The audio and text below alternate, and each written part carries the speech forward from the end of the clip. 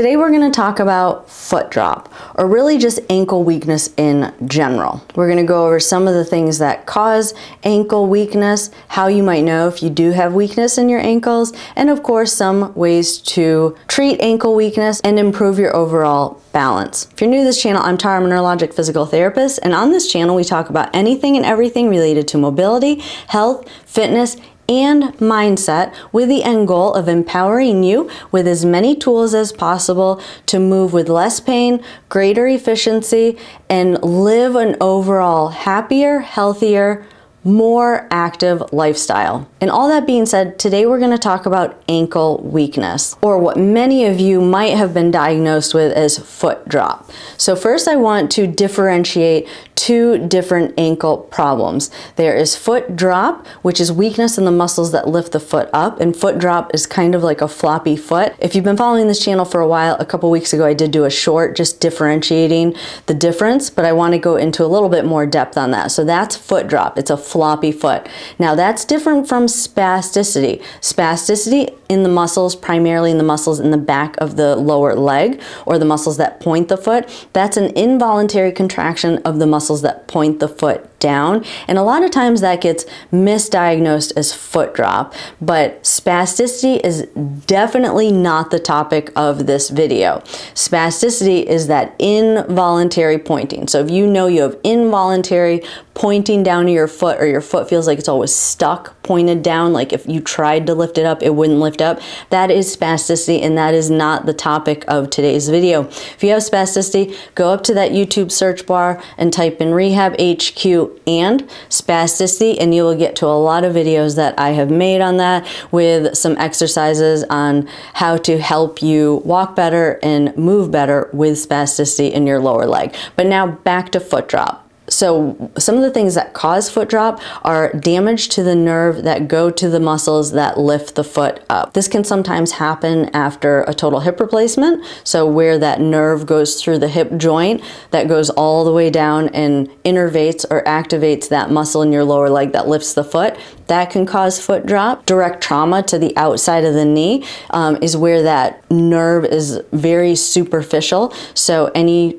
pressure to the outside of your knee can also cause damage to that nerve and make the muscles that lift the foot kind of dysfunctional or not active. And then some other things that are really common are Charcot-Marie-Tooth syndrome, or CMT, Idiopathic Polyneuropathy, post-polio syndrome. So if you had polio as a child, it's very common to develop something that we call post-polio syndrome, where you will start to get some neurologic degeneration, and that causes weakness in certain muscles, and a lot of times that will show up as foot drop. One of the early signs of ALS, or Lou Gehrig's disease, is foot drop, and there are other kind of motor neuron degenerative disease processes that can also cause foot drop. So definitely, if you notice that your foot's flopping down, it's definitely something that you want to go to your doctor and have them evaluate you, because it can be a serious medical condition that is causing that.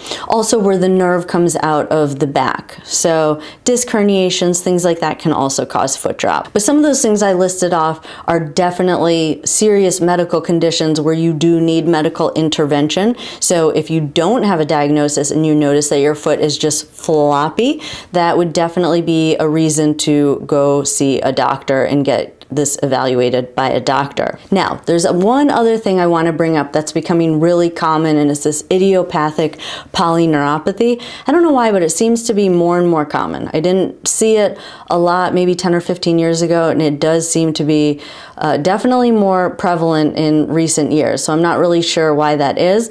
But one thing the reason I point that out in particular is because I do get patients that have been told they have foot drop, but when you go and actually dig in and do an assessment, and this just happened recently with someone that I did an evaluation on, it was really the muscles that point the foot that were weak. So it's really, really important that whoever diagnosed you, that they diagnosed you correctly, because this isn't the first time this has happened. This has actually happened a few times. So yes, you have muscles, you have weakness in the muscles that lift the foot up, but you could also have weakness in the muscles that point the foot down. And the reason that's important is because bracing is going to be a lot different, and some of the strategies that we teach you to help prevent you from falling are going to be a little bit different. So now, what is the treatment? It's going to be a combination of strengthening those muscles, teaching you how to adapt, or teaching your body how to adapt to that weakness to make sure that you don't fall. So some balance retraining. And I definitely think bracing is a valuable tool. Now, you guys hear me talk about bracing. If you've been following me for a while, you do hear me talk a lot about bracing on this channel, where I talk about very rigid plastic braces. The thing about this condition, or foot drop, is that the bracing is a lot different. You don't need a big, heavy plastic brace. There are definitely lighter weight braces that just help to pick that foot up, that are extremely beneficial. Even if you don't wear it all the time, I know people, a lot of you are afraid that those muscles are going to get weaker. And yes, there is the potential for that.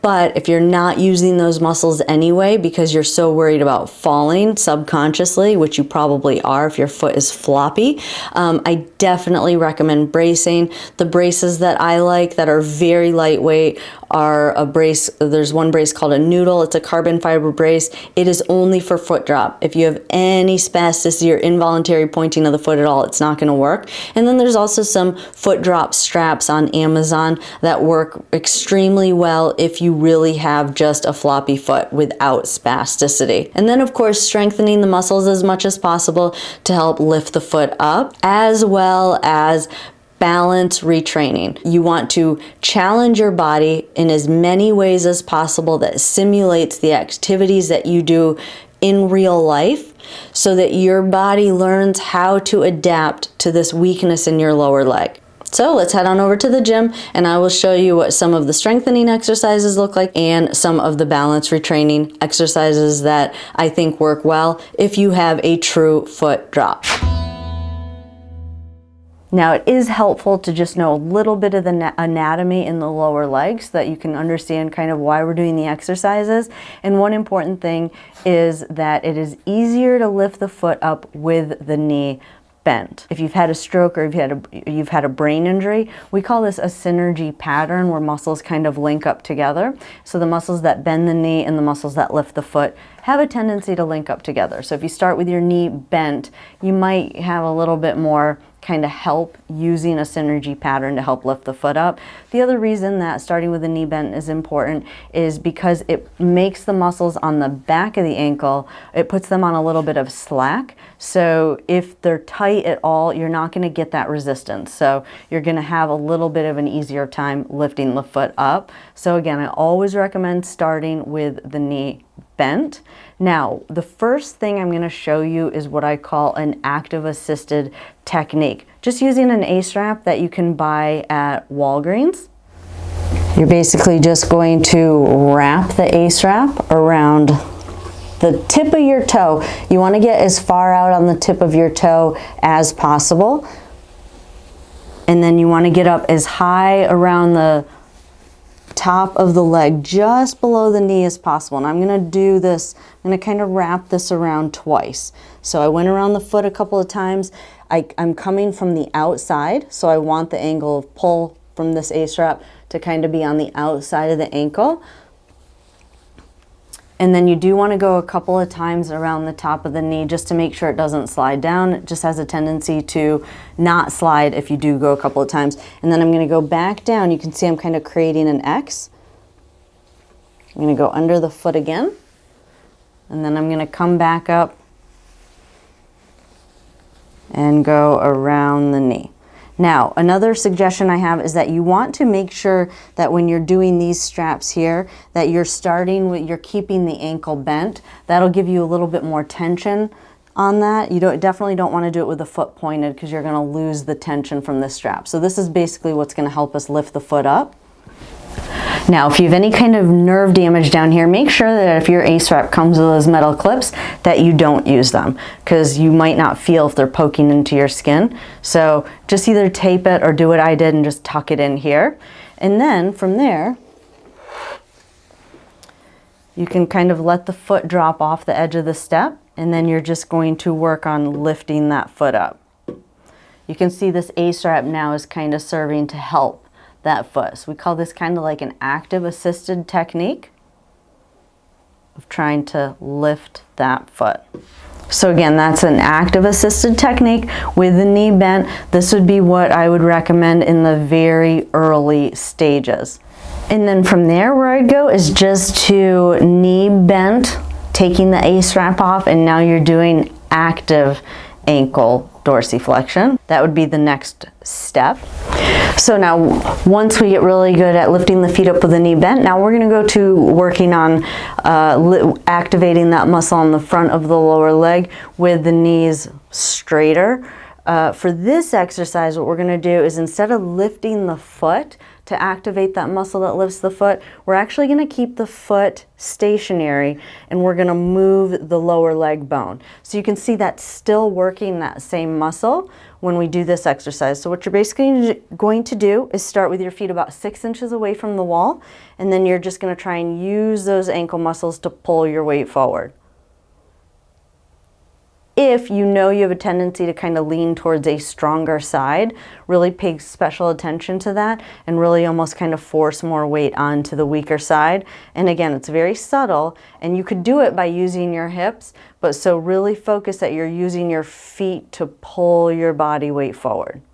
And again, I'm going to use my feet, my lower legs, to pull my body weight forward. So I'm going to use my lower leg muscles to kind of pull my body off of the wall. It's very subtle, but it is a great way to activate that muscle in the early stages. I'm just going to pull my body weight away from the wall. And then from there, we're just going to go to toe raises. So you can rock back on your heels a little bit to do this one, especially in the early stages. It's not cheating. What we're doing is we're setting you up for success. So even though it may look like I'm cheating a little bit because I'm using momentum, it's not really cheating. Again, you want your brain to kind of feel what that feels like to lift the foot up. So initially, if you need to lean back a little bit and kind of use that momentum a little bit to lift those feet, definitely go ahead and do that.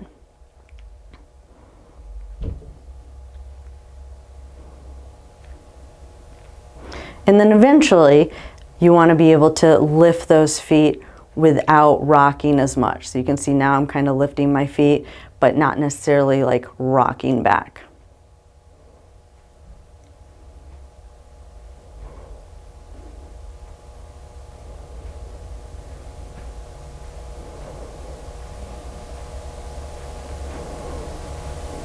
Now we're going to get a little bit more advanced, and I added a resistance band to my feet, and you're just going to work on lifting your leg.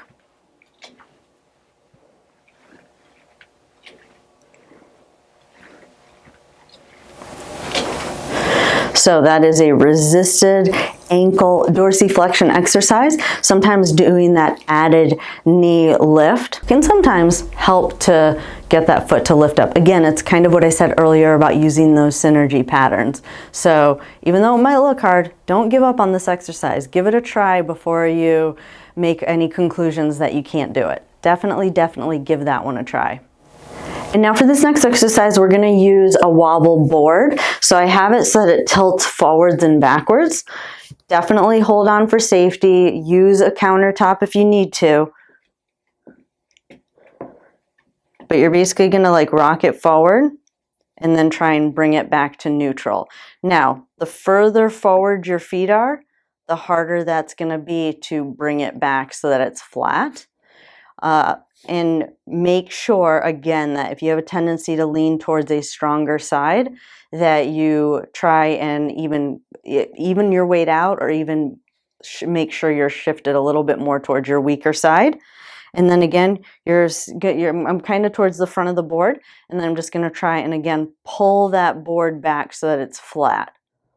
That again is really working on strengthening those muscles that lift the foot up. So a drop foot is when you have weakness in the muscles that lift the foot up. This can become problematic and can lead to falls, especially falling backwards, because when you do lose your balance backwards, it is the muscles on the front of the foot. One of the groups of muscles are the muscles on the front of the foot that help to pull you forward. So in addition to working on strengthening exercises, it's also important to work on balance exercises so your brain can learn how to adapt when it is thrown off balance. So the first thing that I like to do is to start with some foam in a corner with a wall, definitely a wall behind you. Remember what I said, you're gonna have a tendency to fall backwards, and you're basically just gonna stand on it with your feet touching. And then you're gonna do it with your eyes closed. Now the reason this is important is because you do kind of lose your sense of where you are in space. And so you really wanna be prepared that under normal conditions, when you didn't have weakness there, those lower ankle muscles, those lower leg muscles are very active when you close your eyes. It's kind of like they have to be in ready mode because you've lost part of your brain's ability to kind of stabilize you and know where you're at in space. So they kind of have to, again, be in that ready mode. So you're gonna cross your arms across your chest and you're gonna close your eyes. Now, the reason you want a wall behind you is because you want, if you start to drift backwards, you do want something behind you for safety. But again, as uncomfortable as this may be, you want to challenge yourself so that your brain learns how to adapt without that muscle helping you to maintain your balance. And then once you get really good at that with both feet, you're gonna go down to one foot. All right, so again, I love a corner. I use a corner a lot for balance exercises, and you're just going to try and do that same exercise. Eyes open to start, get good at that. And then if you can, again, maybe even put your hands kind of close to the walls, close your eyes. And even maybe start with your hands on the walls with your eyes closed, and then maybe move them off just a little bit, and then you can go right back if you start to feel yourself getting off balance. But again, you want to challenge your body so that your brain learns that, oh no, I don't have that muscle, and it finds another way. So you're teaching your brain how to adapt to that weakness so that you do not fall. And then once you get really good at that, you can move to an air disc, which is even less stable. This one, you're gonna do it with your eyes open. But with your eyes open, you're gonna try, see all the muscles in the ankle are having to work really hard to stabilize and keep me centered, keep my center of gravity, my body over my base of support. So even just standing on this like this, you can see I'm wobbling, but those ankle muscles, I can feel them fatiguing right now. So that means they're active. And so basically you're just teaching those muscles how to be active under different conditions. Again, if you have a drop foot, this is preparing your body for real life situations to decrease your risk of falling without having like full activation of those lower leg muscles. And of course, we have an entire category titled balance, where there are a ton more examples of balance exercises that you can do to work on your balance. These are just a select few that I think are good specifically for someone that has a foot drop. So I hope you guys found this video helpful. If you're new to this channel and you haven't yet subscribed, go ahead and hit that subscribe button, turn on that notification bell so that you will get notified every time I upload new videos. I enjoyed spending time with you all today, and I will see you in the next video. Have a good day.